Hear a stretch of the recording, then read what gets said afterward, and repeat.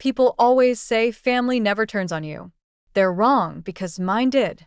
And it all started with a necklace I never touched and a lie I never saw coming. One minute, I was pouring orange juice at my sister's birthday brunch. The next, she stood up in front of everyone, pointed at me, and said she stole my $9,000 necklace. Laughter stopped. Forks froze midair. And suddenly, I wasn't Sophia, the daughter who paid the bills. I was Sophia, the thief, the liar, the shame of the family. They kicked me out that same night. No warning, no suitcase, just one bag and a door slammed shut.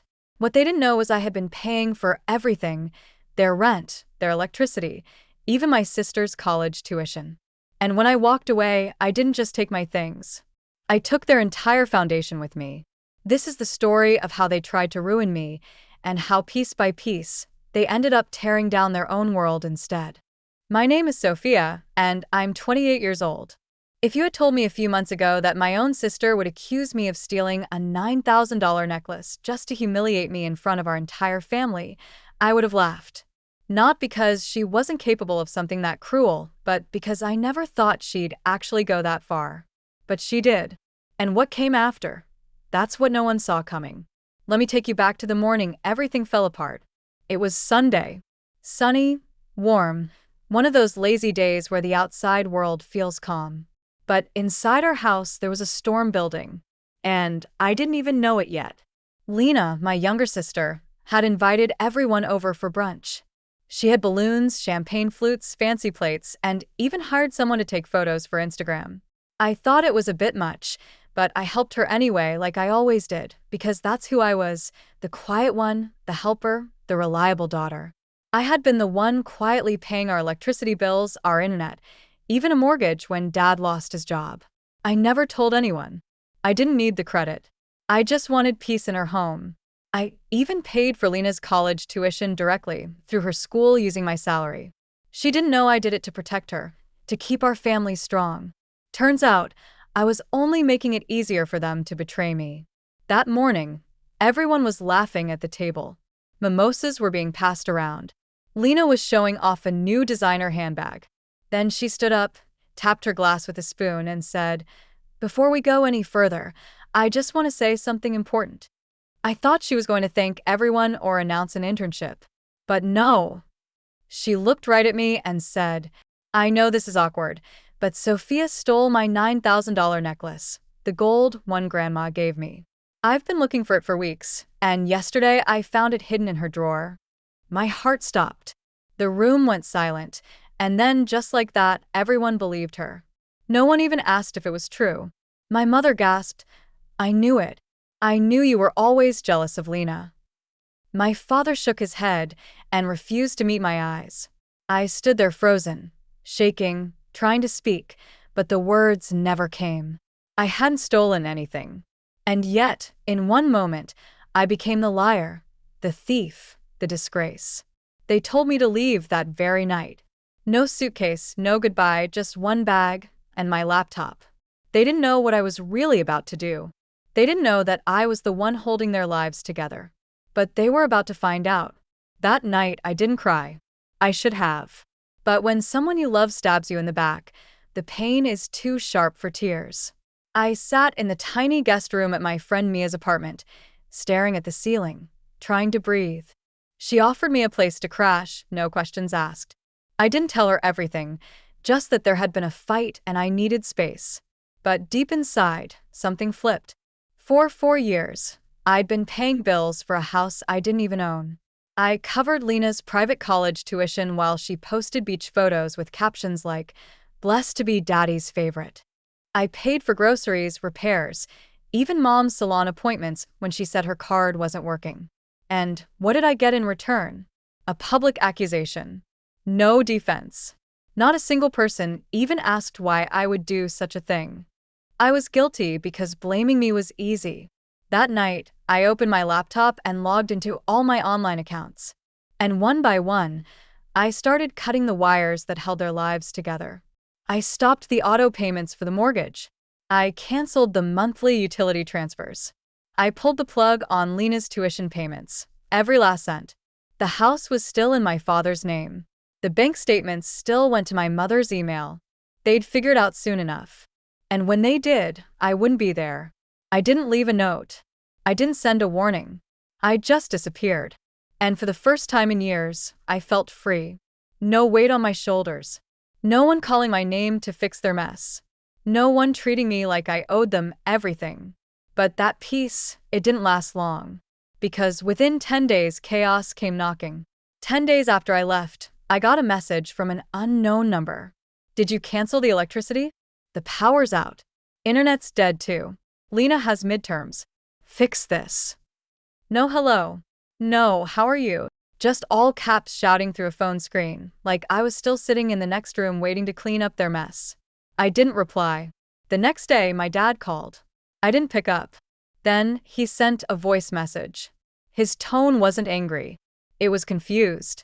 Sophia, listen, I'm not sure what's going on with the bills. We're getting calls from the electric company, the gas company, even the school. Lena's saying her classes are frozen because of some payment issue. Just call me back, okay? I almost laughed.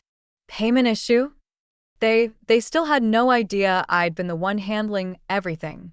By day 12, my inbox was flooded with spam from their providers, past due notices, disconnection warnings, and alerts that Lena's tuition portal had locked her out for non-payment. By day 14, they finally figured it out. That's when my mom showed up at Mia's apartment building. How she found the address, I still don't know. I didn't let her in. I watched through the peephole as she banged on the door for 5 minutes straight, screaming, "You ungrateful brat. We gave you everything. You think walking away makes you strong? It makes you pathetic." She didn't know. She didn't know they were the ones who had taken everything from me.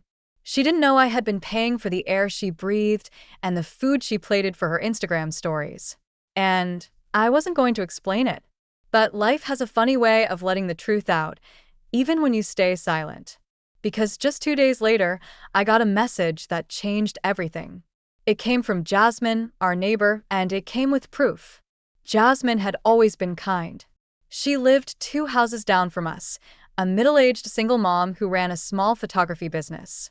When we were little, she babysat Lena and me when our parents were too busy. I hadn't spoken to her in months. So when her name popped up in my DMs, I almost ignored it. But the message preview stopped me cold. Sophia, I need to show you something. I heard what Lena did to you, and I have proof she lied. My heart started pounding. I opened the message. She had attached an audio clip. It started with faint laughter, girls' voices, music in the background. Then Lena's voice, clear as day. Of course I planted it in her drawer.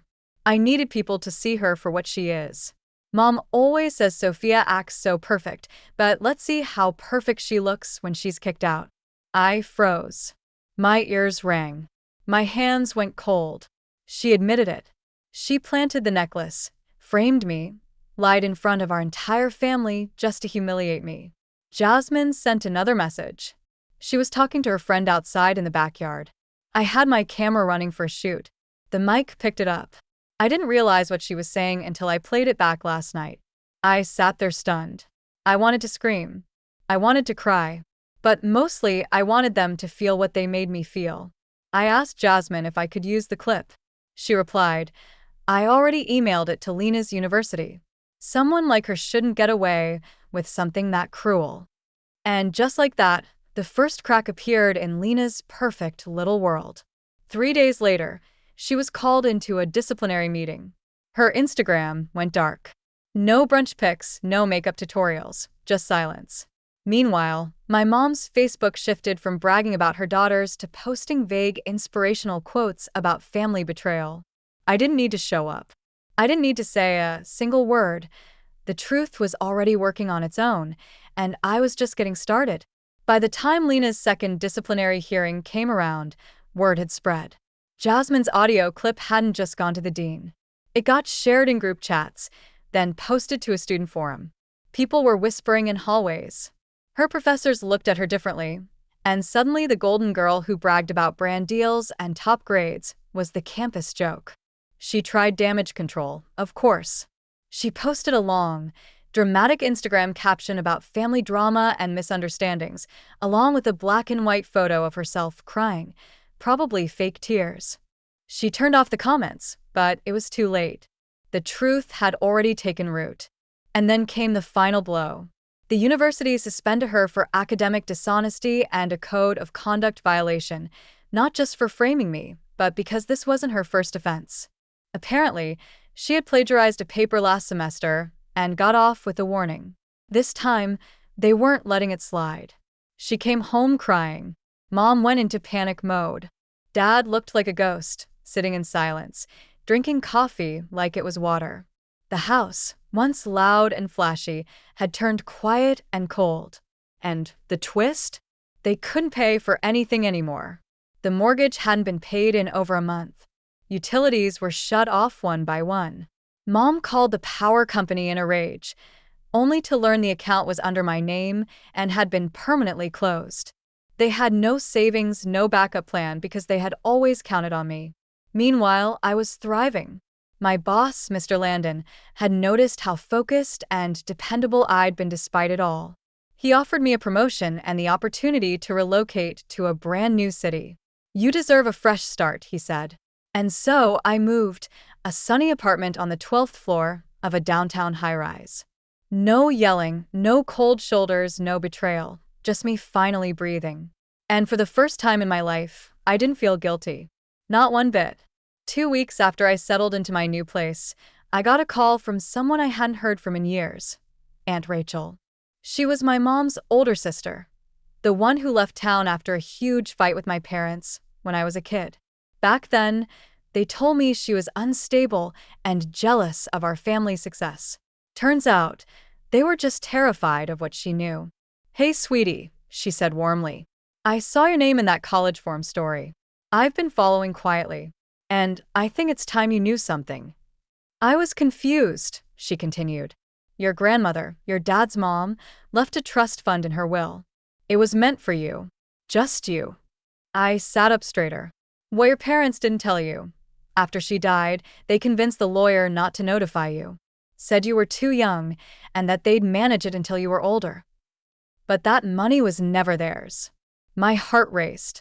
"How much are we talking about?" "Just over $85,000.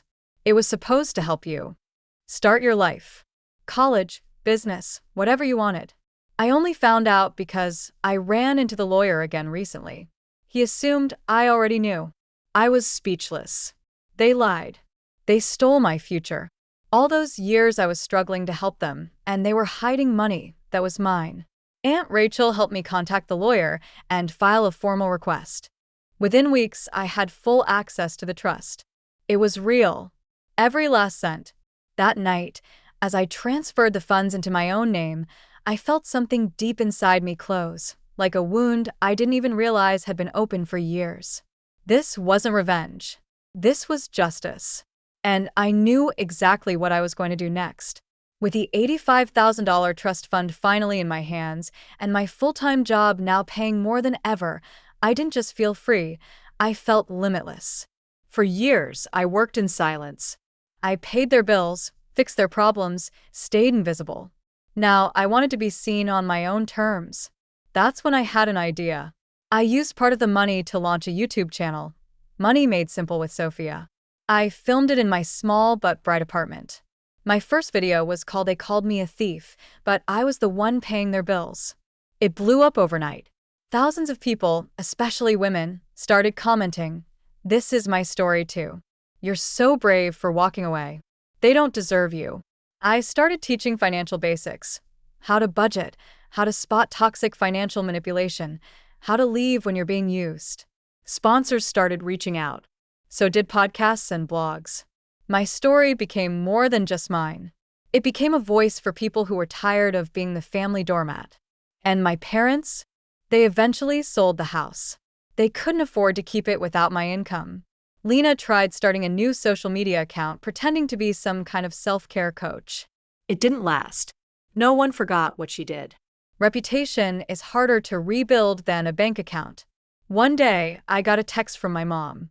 Just 5 words, "Can we please talk, Sophia?" I never replied. because I no longer needed closure from people who once threw me out like garbage. I had found my peace. Now, every time I turn on my camera, every time I press upload, I remember the moment she said I stole her necklace. And I smile.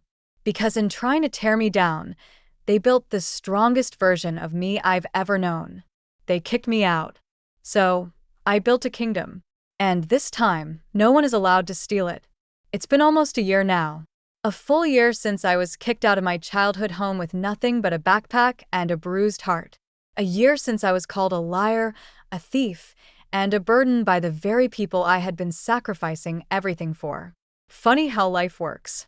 Back then, I thought I was losing everything. But really, I was being set free. Now I wake up every morning in a place that's quiet, clean, and peaceful. My apartment overlooks the city skyline. I drink my coffee by the window while answering emails from clients and collaborators who respect me. I've gained over 600,000 subscribers on YouTube. I've spoken at conferences, been invited on podcasts, and helped thousands of people, especially women, cut financial ties with toxic families and start over.